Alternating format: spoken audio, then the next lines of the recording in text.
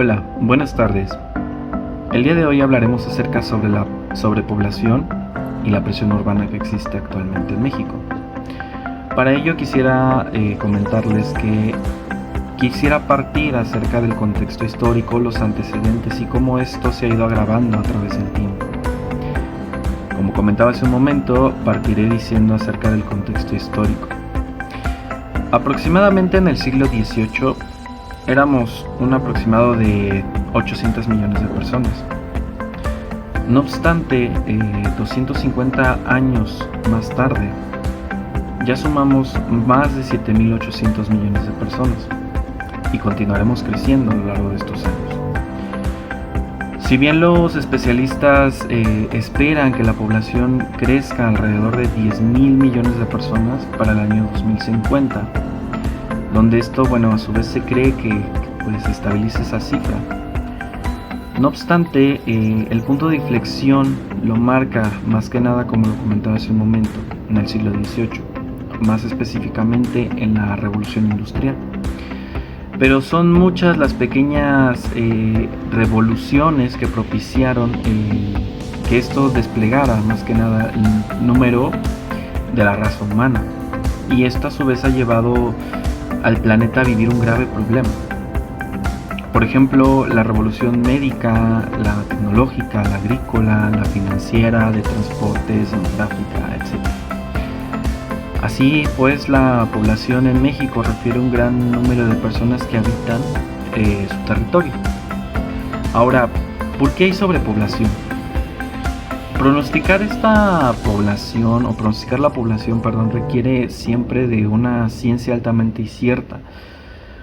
A su vez, el proceso de evolución biológica que ha tenido sigue produciendo todas estas especies, incluyendo el Homo sapiens, que inició en la Tierra hace más de 3.800 millones de años.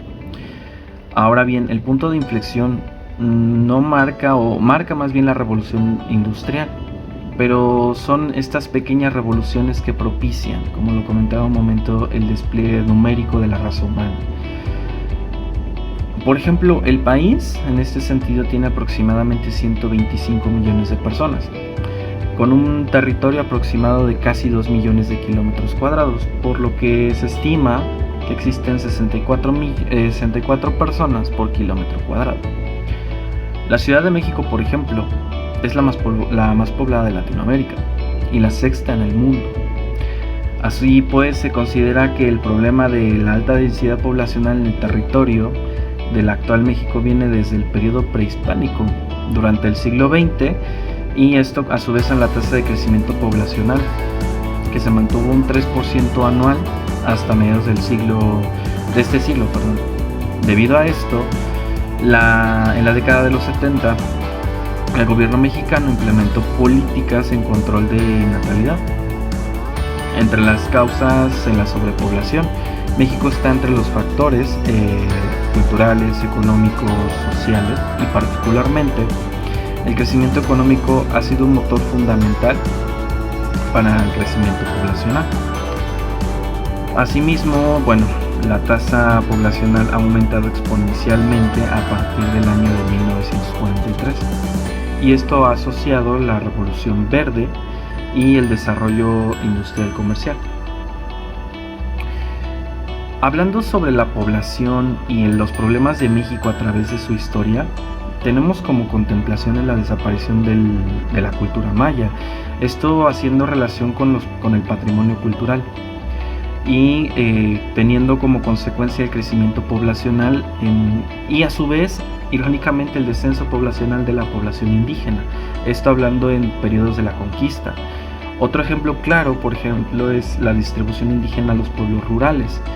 En la Revolución Mexicana de 1910 a 1917, el país redujo su población a 3 millones de habitantes, esto a consecuencia de la guerra. Como se mencionó desde tiempos prehispánicos, México ha sufrido la sobrepoblación y sus consecuencias, considerándose una de las causas de la desaparición de la cultura maya. Esto obviamente ocurrió un nuevo ciclo de crecimiento poblacional en los siguientes 600 años. hasta la llegada de los españoles, cuando los conquistadores llegaron a Tenochtitlán, lo que es la actual desplazamiento de la Ciudad de México. También en 1521 la ciudad tenía una población estimada de 300.000 personas. En comparación con la ciudad de Europa, la ciudad de Europa más poblada era Venecia, con más de 100.000 habitantes. Para este periodo, la población en Valle de México no era menos de 7 millones de personas. A esto posteriormente México sufrió un fuerte descenso poblacional en la conquista, como se los comentaba hace un momento. Asimismo, posteriormente tenemos el tema de la Revolución Mexicana, en el cual el país, como les comentaba, tuvo una reducción a 3 millones de habitantes, como consecuencia de la guerra que causó muerte de más de 2 millones de personas, mientras que 1 millón se desplazó hacia Estados Unidos. Para el año de 1910 había 15.2 millones de personas, y 19 años más tarde la población ya no solamente había aumentado a 15.6. Una vez que finalizó la guerra, la tasa de crecimiento poblacional aumentó alrededor del 3% anual para 1940 y 1980. Ahora, la distribución poblacional, justamente hablando de México, el 18% de la población se concentra mayormente en la Ciudad de México y sus áreas metropolitanas. Por su parte, las otras 4 áreas metropolitanas del país, como es Monterrey, Guadalajara, Puebla, Toluca, agrupan el 11% de los habitantes. He aquí el problema de la sobrepoblación, el cual es un tema complejo, ya que un país tiene alta tasa poblacional en un déficit revertible. Ahora, ¿cuáles son las consecuencias que ha originado la sobrepoblación? Podemos mencionar bastantes, pero considero yo que las más importantes es sobre todo la escasez y la falta de diversos sectores. Por ejemplo, la falta de alimentos, la falta de energía, en servicios públicos, en cobertura de educación, en salud, en vivienda, en el daño del medio ambiente. No obstante, quiero destacar mencionando algo acerca que dentro de 12 años México pasará a ser el 9º país con mayor número de habitantes en el mundo. Entre las causas de sobrepoblación México están los factores culturales, económicos, y esto, bueno, pues ha sido un motor fundamental para el crecimiento poblacional. Pero entonces, ¿cuál sería el problema real de la sobrepoblación? Tal como lo comenté hace un momento, todos estos factores contribuyen como consecuencia de la población. Ahora bien, el aspecto a considerar, por mencionar algunos ejemplos, tenemos a la falta de alimentos, que es un elevado crecimiento en los precios acompañados de constantes recesiones económicas y un lento crecimiento en los salarios, que a su vez centran la atención únicamente en una oferta y la disponibilidad de los alimentos. Obviamente esto con mayor tasa poblacional desciende en el tema, y sobre todo escasea la disponibilidad de ciertos recursos. También podemos contemplar el tema de la salud, como por ejemplo durante la crisis mundial que se vino hace 2 años con el tema del COVID-19. Pues esto ha manifestado obviamente una importante relación que existe entre la economía y la salud. Y hablando justamente un poco del tema de los servicios como es la salud, nos enfocamos por ejemplo en la insuficiencia de los recursos públicos, la falta de escuelas, la falta de escasez de agua por el agotamiento de los mantos acuíferos, la deficiencia de los servicios públicos o por ejemplo como el alumbrado, el drenaje, etcétera. Esto pues que no ha podido más que aumentar el ritmo de la población y que afecta sobre todo a varios sectores de la ciudad, principalmente a colonias proletarias y zonas vulnerables. Obviamente pues todo esto conlleva, ¿no? Como lo comentaba en un principio, el tema de la salud, falta de cobertura en la salud. Obviamente, mientras más demanda, menos cupo, menos lugares. Y pues claro, ejemplo lo tenemos como las universidades públicas de alto prestigio, como la UNAM, el Politécnico, la UAM, entre otras, ¿no? Por mencionar algunas. Ahora, de todo esto que se ha venido platicando, ¿cuáles serían las consecuencias en el futuro para México? Hablando específicamente en el año 2050. En 2018 sumábamos 125 millones, pero a este ritmo, de aquí a 2050 estaremos acumulando 250 millones de personas. Esto obviamente más allá de lo que comentaba en materia de servicios públicos o recursos. También tenemos como consecuencia la deforestación, desertización, la desaparición de especies animales, vegetales, los cambios de ciclo del agua, el calentamiento global, el aumento de desempleo, el aumento del coste de vida, etc. Hablando por ejemplo de algunos, tenemos el agotamiento de los recursos naturales, y que es el principal efecto de la superpoblación, el cual es el consumo desigual y desmedido de los recursos.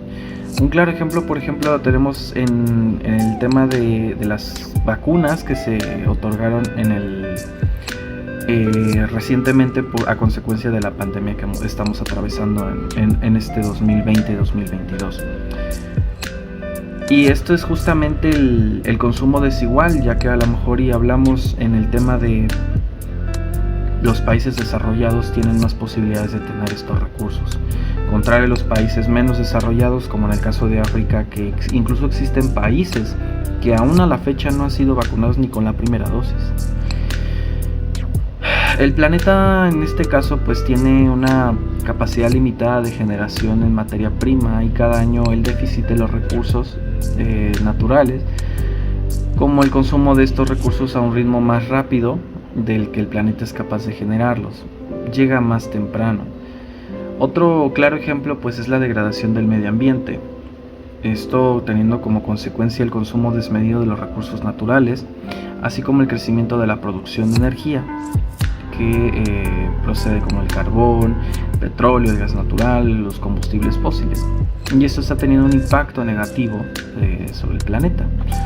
Por un lado pues están las consecuencias, como les comentaba, de la deforestación y la desertización, la desaparición de los animales, algunas especies, los vegetales. En el aumento del desempleo pues obviamente existe una alta oferta de trabajadores para una demanda limitada de puestos de trabajo, ¿no? Y el aumento del coste de vida, pues obviamente todo lo anterior en conjunto supondría en último lugar un aumento del coste de vida en la mayoría de los países. Pocos recursos, escasez de agua, acumulación de mucha gente en un espacio limitado, la superpoblación, entre otros. Ahora, la situación actual en México es que refiere a un gran número de personas que habitan su territorio. Como lo comentaba hace un momento, el país cuenta con 124 millones de personas para un territorio de casi 2 millones de kilómetros cuadrados, lo que supone que hay 64 personas por kilómetro cuadrado. Y justo lo que comentaba, la Ciudad de México es una de las ciudades de Latinoamérica y del mundo más pobladas. Ahora bien, para todo esto, ¿qué es lo que estaría pasando con México?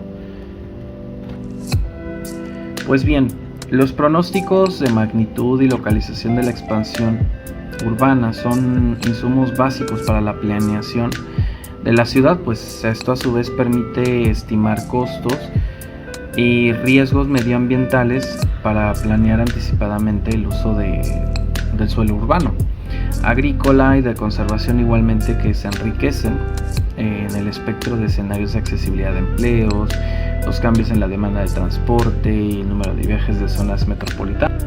No obstante, lo que sí puedo mencionar a lo mejor como un punto positivo de todo esto es que, aunque los avances mundiales en materia de salud han provocado en las últimas décadas que las personas vivan más años, la tasa bruta de mortalidad en México sigue en aumento por la expectativa natural de que las personas fallecen, mientras que los nacimientos no alcanzan a reemplazar a la generación entera.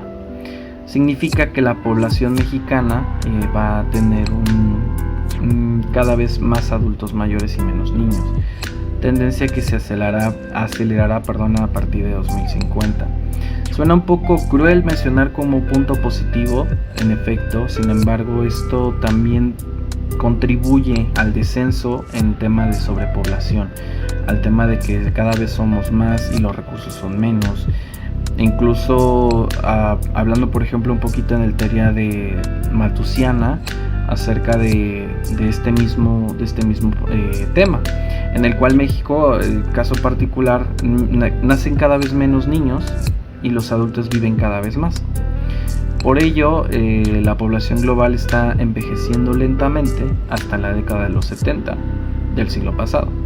Este cambio poblacional obviamente es conocido por los expertos como una transición demográfica, y en México es el proceso que quedará completado después del año 2050. Esto según de acuerdo con las nuevas proyecciones de población del Consejo Nacional de Población. Incluso si los niveles de natalidad y mortalidad continúan al ritmo actual, a partir de este año México va a experimentar una progresiva disminución de su población, como se los comentaba hace un momento, por crecimiento natural, algo que pues no había ocurrido en el país desde el fin de la revolución. Y esto pues lo advierte un documento de proyecciones de la población de México y las entidades federativas de 2016 para el año 2050 de la CONAPO. Como tema de conclusión, mientras que la población crezca más en el Producto Interno Bruto, o la población de alimentos se intensificarán las carencias de grandes grupos de mexicanos ante el acelerado aumento poblacional del país. Asimismo, considero yo que planificar el desarrollo fundamentando un control inmediato en este crecimiento, aprovechando las capacidades económicas por regiones e impulsando el campo nacional. El incremento demográfico pues se encuentra lejos de dar muestras de detenerse, obviamente, ya que cada año nacen cerca todavía de 1,5 millones de nuevos mexicanos. Sin embargo, el ritmo en este sentido es diferente en las 32 entidades del país. 8 concentran el 53% del crecimiento anual, por ejemplo el Estado de México, Chiapas, Nuevo León, que presentan un alto número de residentes y un aumento poblacional elevado. Contraste por ejemplo con Coahuila, Durango, Sinaloa, que combinan un bajo número de habitantes y a su vez un incremento moderado. Como lo comentaba y concluyo diciendo con esto, dentro de 12 años México será el 9º país con el mayor número de pobladores en el mundo.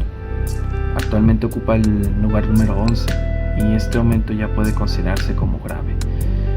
No obstante, es importante mencionar que este tema de la sobrepoblación no es un tema que se deba dejar para después, ya que debemos tomar acciones, y yo considero que en consecuencia debemos tomarlo como un tema serio, como un tema grave, en el cual incluso México debe de implementar políticas públicas que conlleven a que este ritmo desacelere y poder preservar, sobre todo en materia de medio ambiente, en materia de empleo, en materia de economía, ya que son los puntos más fuertes pero al mismo tiempo de mayor vulnerabilidad para México.